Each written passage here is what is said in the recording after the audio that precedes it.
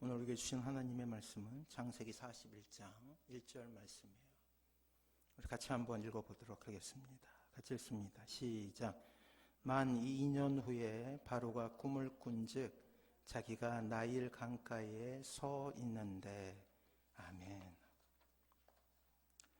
우리 인생길에서 하나님의 인도하심과 그리고 도우심을 경험하는 것처럼 행복한 일은 없지요. 기도응답은 하나님의 살아계심의 증거라는 그런 말씀을 배우고, 그리고 그 말씀을 가슴에 새기며 기도 드릴 때마다 하나님께서 응답하심을 꿈꾸며 하루를 시작하기도 합니다. 그런데 이내 문제가 생기기도 하죠. 때로 하나님의 인도가 우리의 눈에 보이지 않을 때도 있다라는 거예요. 고난이라는 것이 성경 속에만 있는 것이 아니라 우리의 삶 가운데 구체적으로 나를 괴롭게 할 수도 있다는 것을 깨닫게 되기도 하죠. 또한 하나님의 오랜 침묵이 느껴질 때 그때는 참으로 견디기 어렵고 말로 다할 수 없는 답답함이 느껴지기도 합니다. 과연 하나님의 때,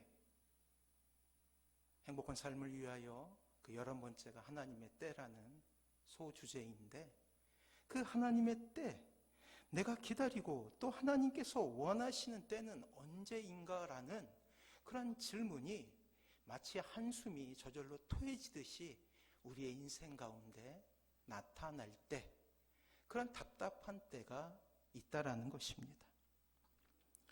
사랑하는 성도 여러분, 견디기 어려운 힘든 시련 속에 머물러 있기를 원하는 사람은 단 한 사람도 없지요. 저 역시 마찬가지입니다. 그러나 살다 보면 누구나 뜻모를 어려움을 겪으며 고통의 시간을 보낼 수도 있다라는 것을 알게 됩니다. 놀랍게도 이것은 하나님을 신뢰하는 성도들에게나 그렇지 않는 사람들에게나 마찬가지라는 거예요. 우리가 경험하는 어려움, 아니 신자로서 경험하게 되는 어려움, 전혀 의도한 바도 바라던 바도 아니죠. 전혀 예기치 못하는 고난의 현장을 대할 땐 우리의 눈에서 눈물이 뚝하고 떨어지는 것을 경험할 때도 있다라는 것 아닙니까? 하루아침에 자신의 몸을 점령한 질병의 맥을 놓아야 할 때도 있고, 그렇게 고통받는 가족들을 보며 동일한 고통 속에 몸부림쳐야 하는 나의 모습을 볼 때도 있죠. 갑자기 실직이라는 고통 속에서 면목 없는 아침을 보내는 그러한 가장들의 슬픈 뒷모습은 이 시대를 대변하는 슬픈 자화상이라고 해도 과언이 아닐 것입니다. 또한 고통을 당하는 성도들을 볼 때마다 목사로서 가슴 아픔이 이루 말할 수 없죠. 오늘 성경은 하나님을 우리에게 소개하고 있습니다. 위대한 하나님의 사람이었지만 우리의 인생과 너무나 닮은, 우리의 인생을 대변하는 한 인물을 우리에게 이야기하고 있어요. 그는 우리가 너무나 잘 아는 요셉이라는 사람입니다. 이 사람을 통해 하나님은 이 땅에서 고통의 길 가운데 서 있는 모든 신자들을 위로하기를 원하셔요. 뜻모를 답답함 가운데 어떻게 해야 이 모든 답답함에서 벗어날 수 있을 것인가를 고백하는 모두에게 하나님의 응답을 보여주십니다. 오늘 본문은 드디어 요셉이 자신의 부족하고 연약하고 고통스러운 삶을 이제 떠나 새로운 일을 꿈꾸어 볼 수 있는 비상하는 바로 그 시점이라고 할 수가 있습니다. 우리 1절 말씀, 오늘 본문 말씀이죠. 다시 한번 읽어보도록 하겠습니다. 같이 읽습니다. 시작. 만 2년 후에 바로가 꿈을 꾼즉 자기가 나일 강가에 서 있는데. 자, 1절 말씀에 보면 바로라는 이름이 나와 있어요. 파라오죠. 우리가 잘 아는 대로 이집트를 다스리던 황제였습니다. 그런데 바로라는 이름 전에 나오는 만 2년이라는 시간이 굉장히 중요하죠. 계속된 문장의 주인공은 애굽의 영도자인 바로처럼 보이지만 뜻밖에도 만 2년이라는 시간은 전혀 다른 인물을 묘사하는데 사용하고 있다는 거예요. 그것이 꾸며주는 말이 진짜 주인공이라는 뜻이죠. 바로는 꿈을 꾸게 됩니다. 그리고 창세기 41장의 상당히 많은 부분은 이 바로의 꿈에 대한 이야기였어요. 그런데 이상한 점은 41장의 시작이라고 할 수 있는 만 2년이라는 시간의 주인공이 바로가 아니라는 거예요. 그렇습니다. 성경은 당시 최고 영도자라고 할 수 있는, 세상을 지배하고 세계를 지배하고 있었던 바로에게 집중하는 것이 아니라 또 다른 인물을 소개하려고 우리에게 그렇게 지리하리만큼 한 사람의 꿈에 집착하고 있었던 것이죠. 즉 진짜 이야기하고 싶었던 주인공이 있었다라는 거예요. 그것은 바로 요셉이라는 아이였습니다. 요셉이라는 이 아이는 꿈쟁이였죠. 아주 멋진 별명을 가진 총명하고도 영민한 아이였습니다. 부유한 가정에 태어나 극진한 아버지의 사랑을 받은 무척이나 행복해 늘 웃음이 있는 그러한 소년이었어요. 그러나 어느 날 갑자기 자기를 사랑한다고 믿었던 형제들로부터 끔찍한 일을 당하게 됩니다. 즉 살해 위협을 받게 되죠. 모면했지만 결국 이집트라는 전혀 낯선 나라에 와서 종으로서의 삶을 살게 돼요. 하지만 그 신세는 이방 땅에 홀로 남겨진 노예의 신분 아니었습니까? 그래요. 세상은 늘 그에게 혹독했어요. 그렇지만 열심히 노예로서의 삶을 살았습니다. 그럼에도 그에게 돌아온 것은 믿고 섬겼던 보디발과 그 아내로부터 모함을 당해 감옥에 들어오는 일이었어요. 그리고 오늘 본문 말씀의 배경은 그 감옥에서 있었던 이야기라는 것이죠. 그리고 이 감옥에서 이 요셉에게 또 다른 기회가 찾아옵니다. 이전까지 희망이란 것을 생각해 본 적이 없어요. 때로 우리가 살다 보면 희망이 사치처럼 느껴질 때가 있죠. 절망 가운데 있다 보면 희망이란 단어가 사치처럼 느껴져요. 자신이 갇혀있는 감옥에 당시 이집트의 중요한 직책이었던 떡 맡은 관원장과 술 맡은 관원장이 들어오게 됩니다. 조선시대로 하면 기미상궁이라고 하죠. 그래서 이 임금이 음식을 먹기 전에 그 안에 독이 들어있는지 먼저 맛보는 그런 사람이에요. 그래서 왕이 신뢰하지 않으면 그런 직책 가운데 둘 수가 없습니다. 근데 그 두 사람이 감옥에 들어오게 된 거예요. 그리고 이 두 사람의 꿈을 해몽하여 요셉은 또 다른 전기를 마련하게 되는 것처럼 보였다라는 것이죠. 하지만 이내 기대는 실망으로 변하고 다시금 오늘 우리가 읽은 본문처럼 만 2년의 시간, 즉 3년의 시간이 지났다라는 의미라는 거예요. 사랑하는 성도 여러분, 요즘 청년들이 사용하는 말 중에 희망 고문이라는 말이 있죠. 희망이 고문이 된다라는 거예요. 이루어질 수 없는 것에 희망을 두었기에 더욱더 절망하게 된다라는 이야기죠. 마치 만 2년이란 시간은 겉으로 볼 때 요셉에게 있어서는 희망 고문의 시간이었던 거예요. 그래요. 오늘 본문 만 2년을 가름하는 주인공은 요셉이라는 청년이었습니다. 우리가 잘 알고 있듯이 그 만 2년은 술 맡은 관원장의 꿈을 해석한 뒤 흐른 시간이에요. 이제 다시금 요셉이 기회를 얻어 꿈을 해몽하게 되는데 그 꿈을 꾼 사람은 당시 전 세계를 지배했던 바로 왕이었습니다. 이제 2년이 지나서 바로 왕이 꿈을 꾸게 되고 그 바로 왕의 꿈을 해석하게 된 것이 바로 요셉이라는 청년이었다는 거예요. 당시 모든 물산이 이집트를 향하고 모든 지식이 이집트로 집중되었던 세계의 중심이었던 나라, 제국. 세상의 기준이라면 당연히 당시 왕에게 그 모든 스포트라이트가 집중된다고 할 수 있었겠지만 오늘 본문 우리 41장 1절을 보면 만 2년이라는 시간을 통해 바로가 주인공이 아니라 그 이집트의 노예로 살던 그러한 청년이었던 요셉이 주인공이었음을 하나님은 우리에게 보이신다라는 거예요. 하나님께서 주목하고 계시는 것은 보잘것없었던 노예 청년이었다라는 것이죠. 도저히 가늠할 수 없는 신분의 차이를 가지고 있습니다. 또한 권력의 차이를 가지고 있습니다.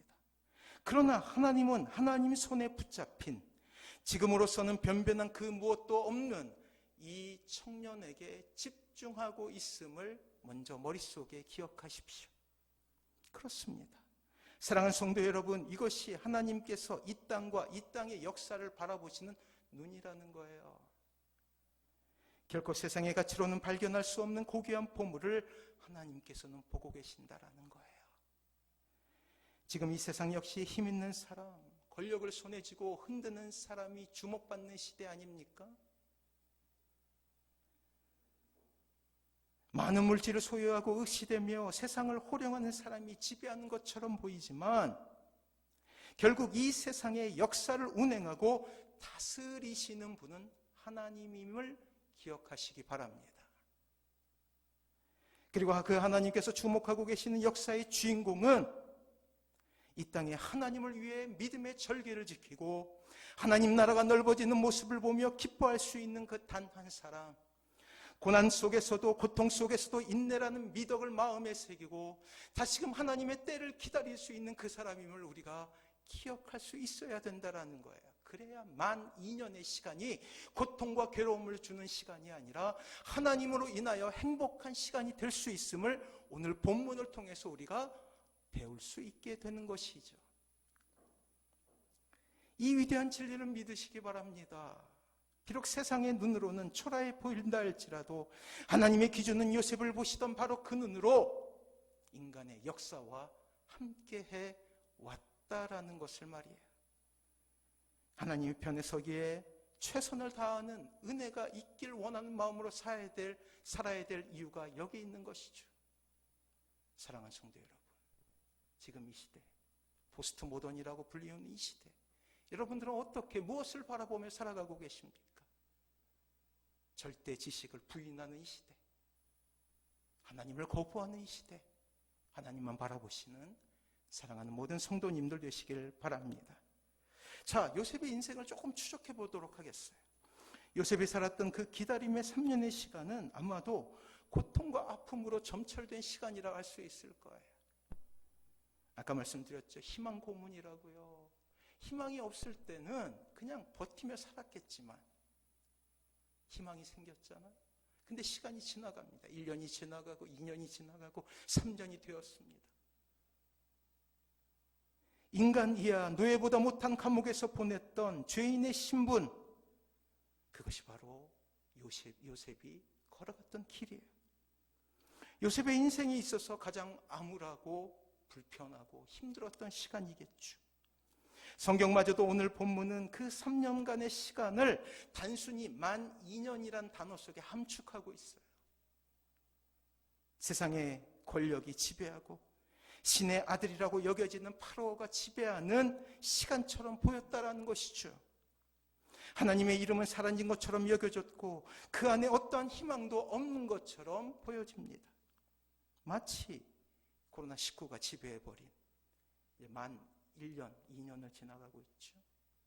이 시대처럼 말이에요. 악한 영들의 역사로 하나님의 나라는 패퇴하고 하나님을 믿는 백성들은 다시금 세상으로 돌아가 버리는 것처럼 여겨지죠.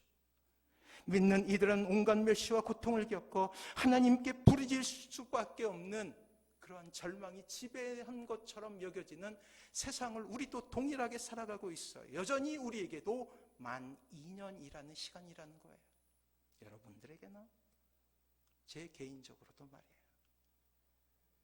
주보를 보니까 작년 5월 말에 저희가 이 자리에 선한목자교회 이름을 달고 개척을 하고 조금 있으면 이제 1년이 되어 가더라고요.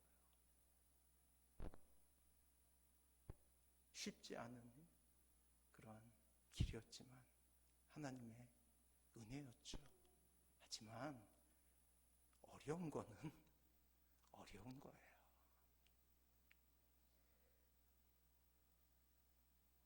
하지만 우리가 놓치지 말아야 될 것이 무엇이냐면 시간이 멈추어버린 것 같은 바로 그 암흑의 시간에 하나님은 침묵하고 계신 것이 아니었다라는 거예요. 이 12,000년의 시간은 온전히 하나님의 시간이었음을 믿으시기 바랍니다. 특히 요셉이라는 인물을 만들어가는 훈련의 시간이었다라는 거예요. 낭비의 시간이 아니라 그냥 보내지는 시간이 아니라 요셉을 철저히 준비시키는 하나님의 역사를 맞이하는 귀한 하나님의 사람이 탄생되는 시간이었다라는 거예요. 세상의 권력자 바로에게 집중하신 것이 아니라 온전히 하나님께서는 그 12,000년이라는 시간을 이 요셉에게 오롯이 집중하고 계셨다라는 거예요. 주목하여 보신 것이 바로 바로의 그 영향력이 아니라 감옥 속에 있었던 아무런 힘이 없던 청년 요셉이라는 것이었죠. 비록 요셉 개인에게는 감옥이라는 처참한 현장이었고 그리고 늘상 이루어진 폭력이 있는 시간이었으며 절망이 지배했던 시간이었지만 놀랍게도 그 안에는 감추어진 하나님의 놀라우신 뜻이 숨겨져 있었던 시간이었다라는 거예요. 사랑하는 성도 여러분, 바로 이것이 여러분들 향한 하나님의 시선이에요. 신앙생활을 잘한다는 것이 무엇일까? 여러 가지로 설명할 수 있겠지만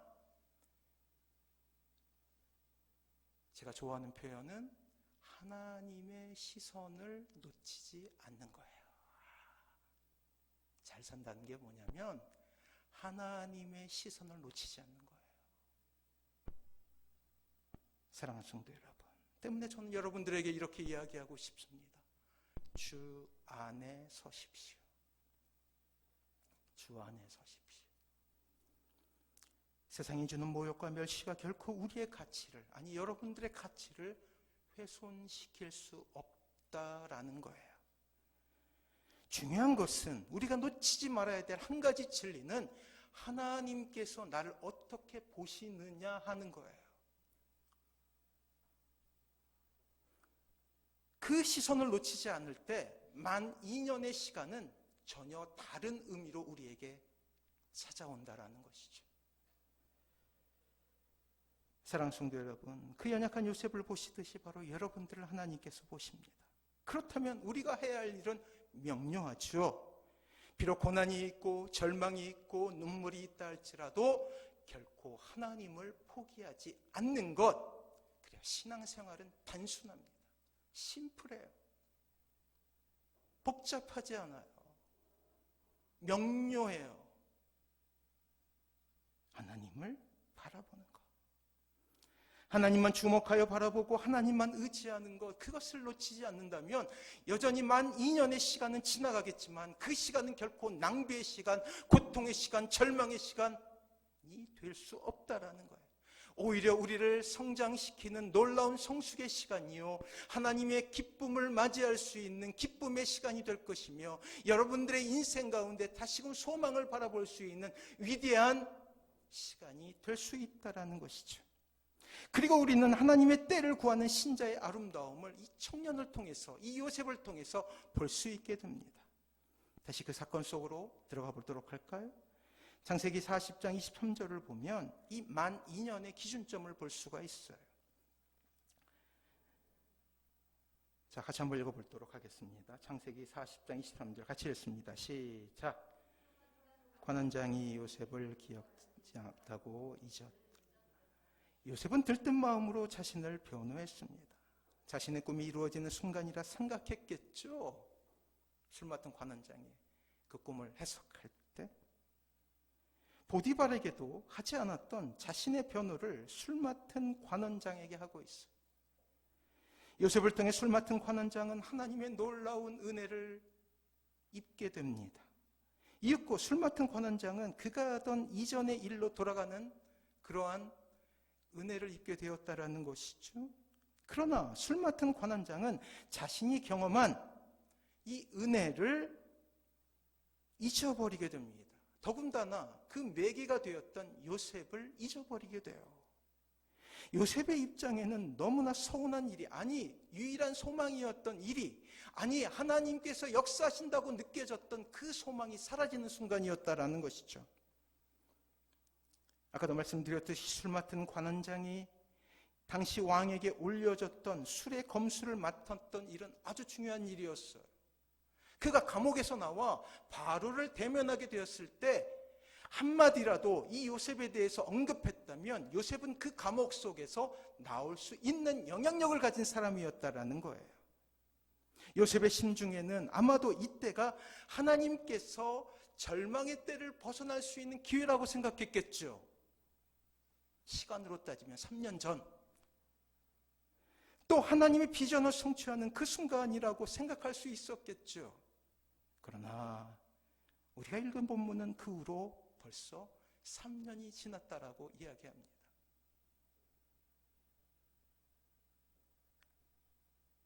그렇습니다. 요셉은 여전히 그가 놓이게 된 삶의 저 빗바닥에서 허우적거리고 있었던 거예요.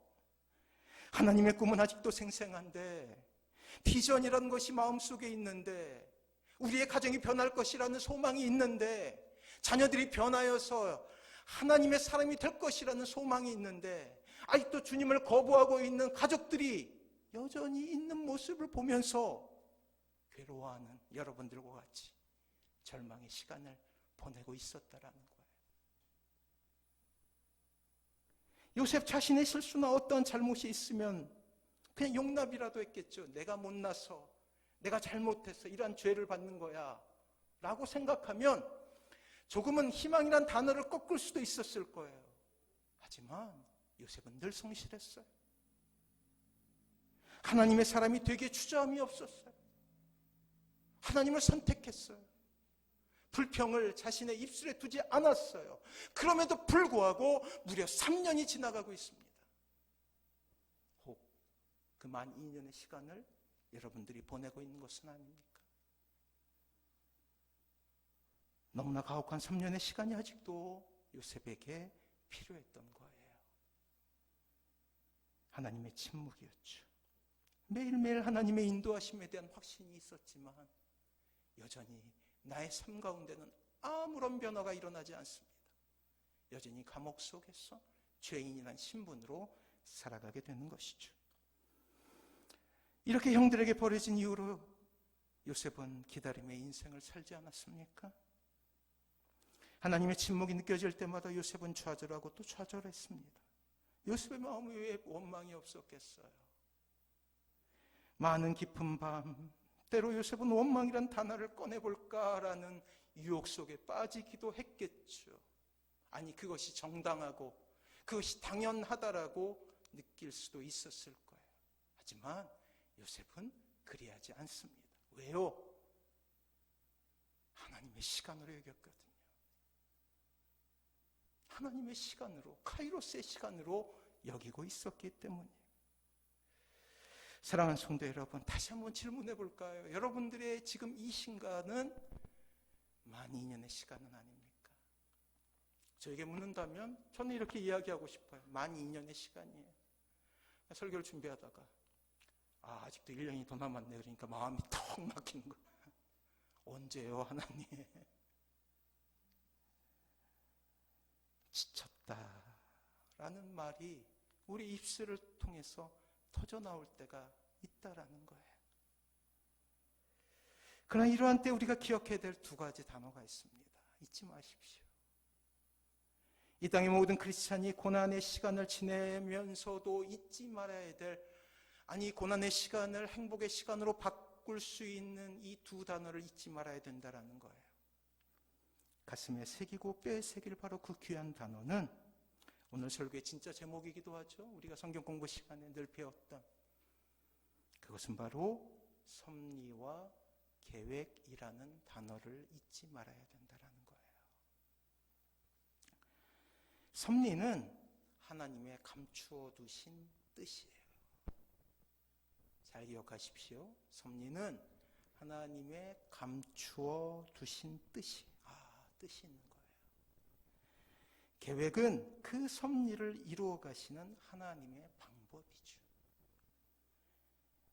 문제는 섭리, 즉 하나님의 뜻은 감추어졌기 때문에 때로 우리의 눈에 보이지 않는다라는 거예요. 요셉이 이 만 2년의 시간을 답답할 수밖에 없었던 이유는 감추어졌기 때문이에요. 우리가 지나고 보니까 만 2년이라고 그러죠. 그 당시로 돌아가면 만 2년이 될지 3년이 될지 4년이 될지 알지 못했다라는 거예요. 이때 필요한 것이 무엇이냐면 하나님은 섭리의 하나님이시다. 섭리, 감추어졌구나 라는 지혜예요. 지금 인생의 절망 가운데서, 인생의 벼랑 끝에서 우리는 이 단어를 붙잡아야 돼요. 답답하지만 하나님의 뜻이 있지. 하나님께서 우리 가정을 향한 계획이 있지. 우리 사업을 위한 계획이 있지. 나의 인생을 통한 계획이 있지. 라는 하나님의 뜻을 붙잡아야 된다라는 거예요. 시간은 중요하지 않습니다. 만 2년이 될지, 요셉에게는 만 2년이었죠. 3년이 될지,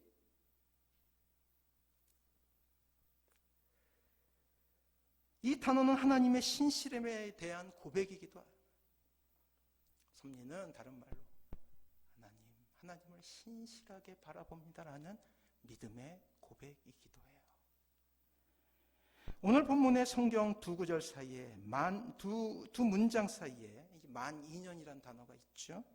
마치 하나님께서 안 계셨던 것처럼 여겨지는 2년이라 생각되지만 이 기간 역시 감추어졌지만 하나님의 시간이었다라는 고백이에요.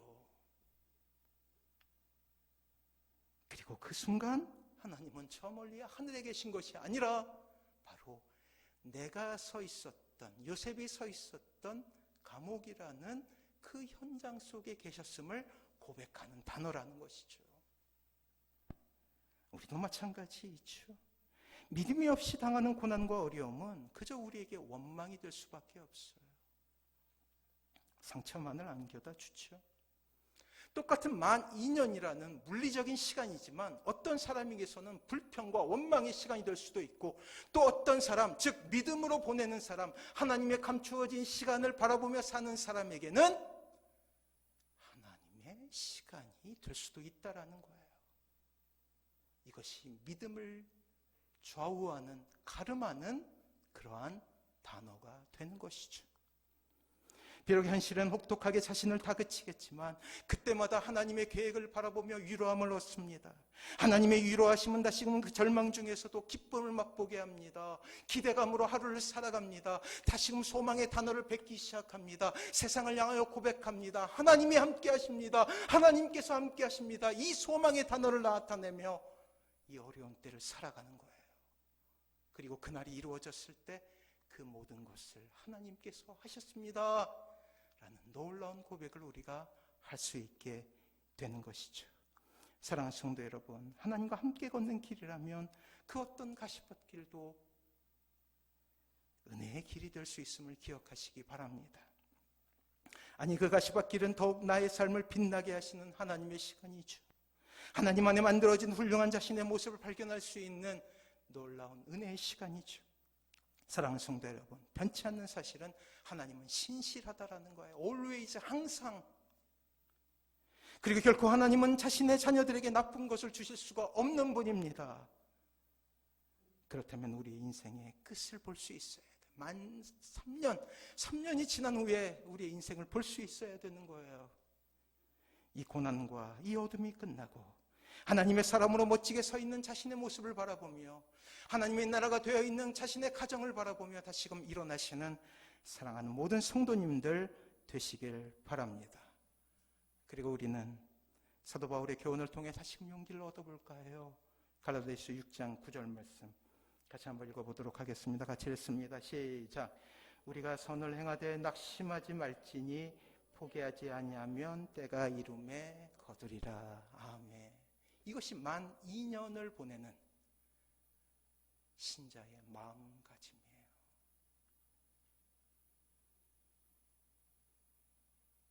때가 이름에 거두리라. 이렇게 좀 첨언했으면 좋겠어요. 때가 이름에 항상 거두리라. 사랑하는 성도 여러분, 사도는 하나님을 믿는 신자에게도 낙심의 때가 올 수 있다라고 그렇게 이야기해 주는 거예요. 사도 바울도 낙심했다라는 것이죠. 낙심. 그래요. 여러 번 말씀드렸듯이 바라던 일이 이루어지지 않으므로 마음이 떨어지는 거예요. 낙심은 곧 낭망으로 이어지죠. 희망을 잃어버리게 되는 것입니다.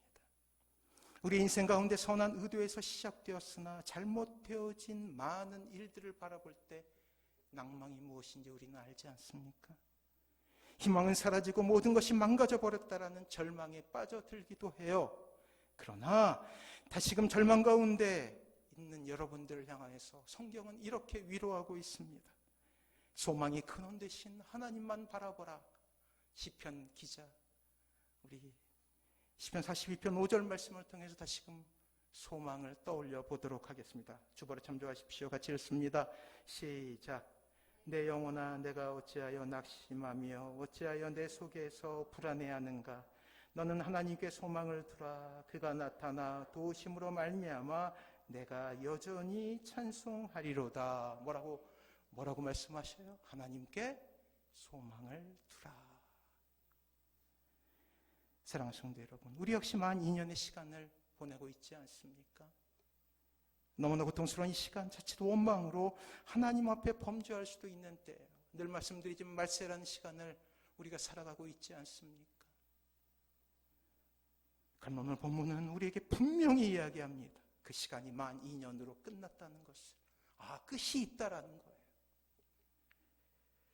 하나님은 이렇게 애굽의 총리를 맡게 될 요셉을, 하나님은 이렇게 하나님의 도도한 구속의 역사를 이루어갈 요셉을, 하나님은 이렇게 한 이스라엘 백성들을 그 혹독한 가뭄에서 건져내고 놀랍게도 세계를 구유할 이 요셉을 만들어가고 계셨다라는 거예요. 진행형이라는 거예요. 멈추어진 시간이 아니라 하나님의 때, 하나님의 사람으로 만들어가고 있는 진행형이라는 것이죠. 창세기는 이렇게 인내함으로 하나님의 섭리와 계획을 믿어서 일체의 비결을 알게 된 믿음의 거장 요셉의 고백을 이렇게 이야기하고 있습니다. 나중에 이제 형제들을 만나게 되는데 그 형제들을 막 그냥 원망하거나 그들을 혼내거나 그러지 아니하고 그 모든 것을 하나님의 섭리라는 차원 아래서 해석하고 있었던 요셉의 진심이 나중에 밝혀져요. 즉 만 2년의 시간을 내가 어떻게 보냈습니다라는 놀라운 고백이에요. 한번 볼까요? 창세기 45장 7절부터 9절 말씀입니다. 우리 같이 한번 읽어보도록 할게요. 주보에 있죠. 같이 읽습니다. 시작. 하나님이 큰 구원으로 당신들의 생명을 보존하고 당신들의 후손을 세상에 두시려고 나를 당신들보다 먼저 보내셨나니 그런즉 나를 이리로 보낸 이는 당신들이 아니요 하나님이시라. 하나님이 나를 바로에게 아버지로 삼으시고 그 온 집의 주로 삼으시며 애굽 온 땅의 통치자로 삼으셨나이다. 아멘. 뭐라 그래요? 죽이려고 했었던 형들을 원망하거나 그들을 저주하는 것이 아니에요. 하나님이 하셨다라는 거예요. 하나님의 섭리와 계획이었다라는 것이죠. 왜요?